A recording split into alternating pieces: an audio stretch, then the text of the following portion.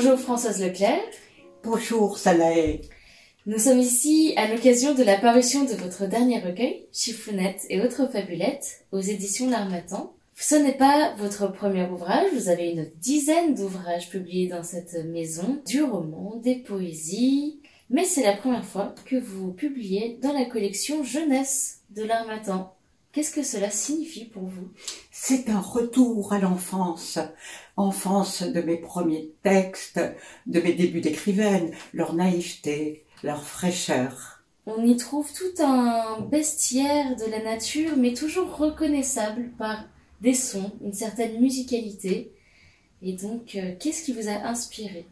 Vous savez, j'ai passé toute mon enfance en Afrique noire, au Sénégal, au pays des Sérères.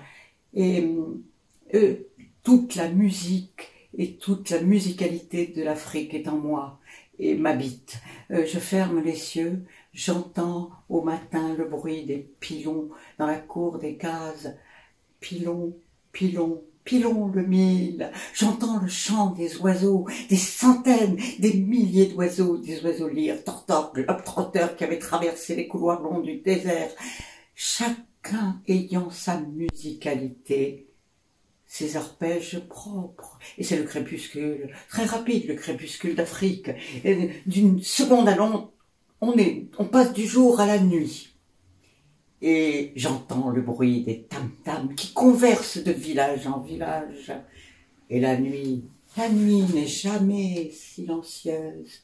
Bruissement, caquettement, aboiement, des hyènes, rugissements des léopards.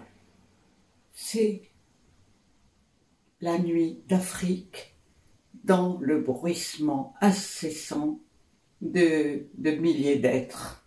Et il y a les clochettes, certaines clochettes qu'une certaine légende raconte. Qui était Kous? Ah, je suis sur la terrasse avec Siga Diouf et elle me montre le ciel. Ah, il va passer. Il va passer. Il a sur le dos une bourse en cuir. Il est avec son troupeau de chèvres dont le cou est garni de 19 clochettes. Il cherche un cœur. Ton cœur, le mien, pour s'en repaître. Il ne faut pas avoir peur de Kous, mes chers enfants. Kous, on suffit de crier « Mon cœur est gros de sel !»